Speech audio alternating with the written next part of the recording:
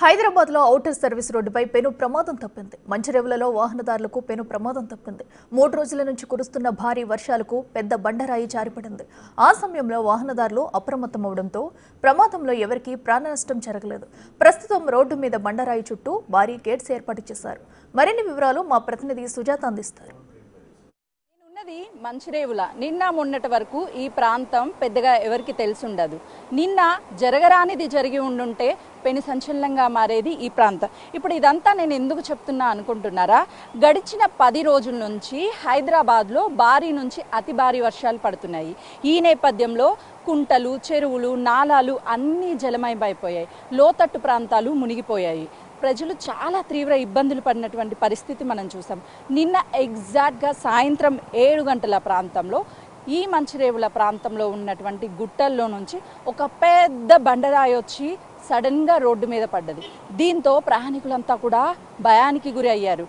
ఎగ్జాక్ట్గా ఎవరు లేరు కాబట్టి ఎవరికి ఏం కాలేదు. ఒకవేళ ఆ టైంలో ప్రయాణికులు ఉంటే అందరూ నుజ్జు అయిపోయేవాళ్ళు. ఒక్కసారి నేను ఉన్నటువంటి ప్లేస్ని చూపించే ప్రయత్నం చేస్తున్నాను. ఇవంతా కూడా కొండలు గుట్టలు ఉన్నటువంటి ప్లేసు. మొత్తం మనకి అక్కడ చూస్తే క్రాక్స్ ఏర్పడ్డాయి. దాంతోపాటు ఈ చిన్న చిన్న రాళ్ళన్నీ కూడా నిన్న కురిసినటువంటి వర్షం కారణంగా, అంటే గత 10 రోజుల నుంచి నాన్ స్టాప్గా వర్షం కుదిపేస్తుంది హైదరాబాద్ని. మెల్లమెల్లగా ఒక్కొక్కటిగా కింద పడిపోతూ ఉంది. ఆ క్రాక్స్ మనం చూస్తే మొత్తం క్రాక్స్ ఏర్పడ్డ తర్వాత ఆ రాళ్ళన్నీ కింద పడిపోతున్నటువంటి సిచ్యువేషన్ ఉంది. ప్రెజెంట్ నేను ఇదంతా ఎందుకు చెప్తున్నాను అంటే, ఇలాంటి గుట్టలు కొండలు ఉన్నటువంటి ప్రాంతాలు వర్షాకాలం వచ్చినా లేదు అని అంటే ఏదైనా కన్స్ట్రక్షన్ కోసము చుట్టుపక్కల ఉన్నటువంటి ప్రాంతాలని తవ్వినా కూడా ఎంత ప్రమాదంగా మారుతుందని చెప్పడానికి ఇదంతా చెప్తున్నాను. ఒక్కసారి నేను బిగ్ టీవీ స్క్రీన్ మీద ఎక్స్క్లూజివ్గా చూపించే ప్రయత్నం చేస్తున్నాను. చాలా రిస్క్ అయినప్పటికీ కూడా నేను ఒక్కదాన్నే ఉన్నాను.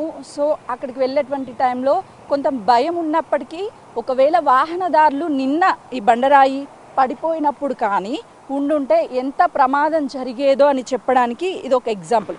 ఒక్కసారి ఇక్కడ బిగ్ టీవీ స్క్రీన్ మీద చూడొచ్చు.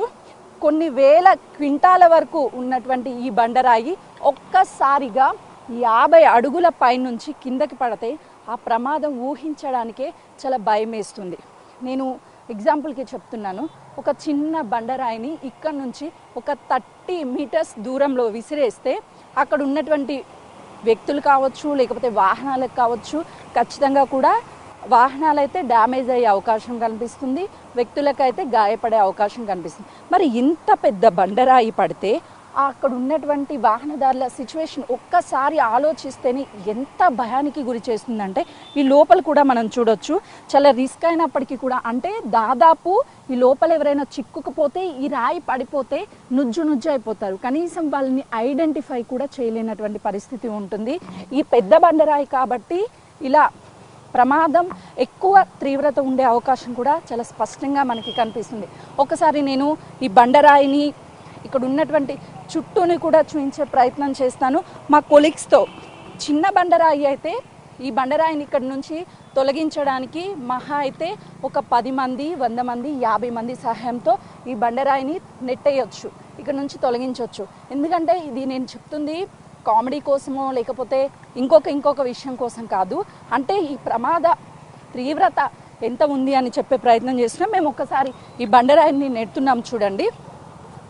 అంటే ఇదే బండరాయి చిన్నదైతే ఖచ్చితంగా మా అందరికీ ఇక్కడ నుంచి కదిలేది. కానీ కొన్ని వేల క్వింటాల వరకు ఉన్నటువంటి ఈ అతి భారీ బండరాయి కాబట్టి ఇక్కడ నుంచి తీసేయలేనటువంటి పరిస్థితి ఉంది. దీన్ని తొలగించడానికి 7 నుంచి 10 రోజుల సమయం పడుతుందని అధికారులు చెప్తున్నారు. ఒకసారి నా నుంచి కూడా హైట్ చూస్తే 50 ఫీట్స్ హైట్కి పైగానే ఉంది. దీని కింద ఎవ్వరు పడ్డా, కనీసం వాహనం పడ్డా కూడా ఆ వాహనానికి సంబంధించి ఒక్క పార్ట్ కూడా కనిపించినటువంటి పరిస్థితి. అదే మనుషులైతే నుజ్జు అయిపోయి వాళ్ళని ఐడెంటిఫై కూడా చేయలేనటువంటి పరిస్థితి ఉంటుంది. అంటే దాదాపు 50 ఫీట్స్ హైట్ ఉన్నటువంటి ఆ బండరాయి అక్కడ నుంచి ఇక్కడే ఉన్నటువంటి శంషాబాదు అప్పా జంక్షన్ వెళ్ళేటువంటి రోడ్డు నిత్యం కూడా వందలాది వాహనాలతో రద్దీగా ఉంటుంది. ఈ ప్రయాణికులంతా ఇక్కడ నుంచే శంషాబాద్కి అప్పా జంక్షన్కి వెళ్తూ ఉంటారు. నిన్న కొంత వర్షం పడడము, అదేవిధంగా నిన్న చాలా వరకు 7 గంటల ప్రాంతంలో వాహనాలు ఏమి ఇక్కడికి రాకపోవడం వల్ల ఏమీ అవ్వలేదు. ఇక్కడ చుట్టుపక్కల కూడా నేను చూపించే ప్రయత్నం చేస్తున్నాను. దాదాపు 60 ఫీట్ రోడ్డు ఉంటే 30 ఫీట్ వరకు ఈ అతి భారీ బండరాయి ఆక్యుపై అయినటువంటి విజువల్స్ బిగ్ టీవీ స్క్రీన్ మీద చూడొచ్చు. చుట్టూ అంతా కూడా లోపల రోడ్డంతా లోపలికి, ఈ రాయి రోడ్డు లోపలికి దాదాపు 6 ఫీట్స్ చొచ్చుకుపోయినటువంటి విజువల్స్ కూడా మనకు కనిపిస్తున్నాయి. అసలు చూడడానికి అతి భయంకరంగా ఉంది ఈ రాయి. అంటే ఎంత పెద్దగా ఈ బండరాయి మనకు కనిపిస్తుందంటే ఒక 100 మంది చుట్టూ ఉన్నా కూడా ఆ 100 మందిని కవరప్ చేసేంత పెద్ద సైజులో మనకి ఈ బండరాయి కనిపిస్తుంది. ఒకసారి నేను ఇక్కడికి వెళ్ళి చూపించే ప్రయత్నం చేస్తున్నాను. అక్కడ ఉన్నటువంటి చిన్న చిన్న రాళ్ళే కాదు, ఈ పెద్ద రాయి సడన్గా రోడ్డు మీదకి రావడానికి దాదాపు 30 నిమిషాలకి పైగానే మెల్లమెల్లగా వచ్చినటువంటి సిచ్యువేషన్ నిన్న నెలకొంది అని చెప్తున్నారు. ఒకవైపు ఎక్కడి నుంచి అయితే బండరాయి కిందకు వచ్చిందో ఈ వెనక సైడ్ మొత్తం మనకి విజువల్స్ కనిపిస్తుంది. దాదాపు ఒక 100 ఫీట్లకి పైగానే పొడవు ఉంది. 50 ఫీట్ల కంటే ఎక్కువగానే మనకి ఈ బండరాయి కనిపిస్తుంది. అంటే నేను ఇక్కడ నిల్చుంటే ఎగ్జాక్ట్గా ఏదో నా వెనుక పెద్ద కొండ ఉన్నట్లు కనిపిస్తుంది. కానీ ఇది కొండ కాదు. కొండలో ఉన్నటువంటి ఒక వన్ ఆఫ్ ద చిన్న, అంటే ఆ కొండకి చిన్న రాయే కావచ్చు, కానీ అక్కడ నుంచి ఈ రాయి కిందకి రావడం వల్ల ఒక పెద్ద బండరాయిగా మనకు కనిపిస్తుంది.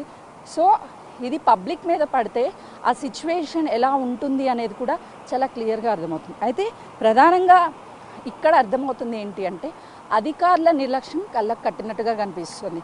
ఈ గుట్టలు, కొండలు ప్రాంతాల్లో తవ్వి చాలా వరకు కన్స్ట్రక్షన్ చేస్తూ ఉంటారు.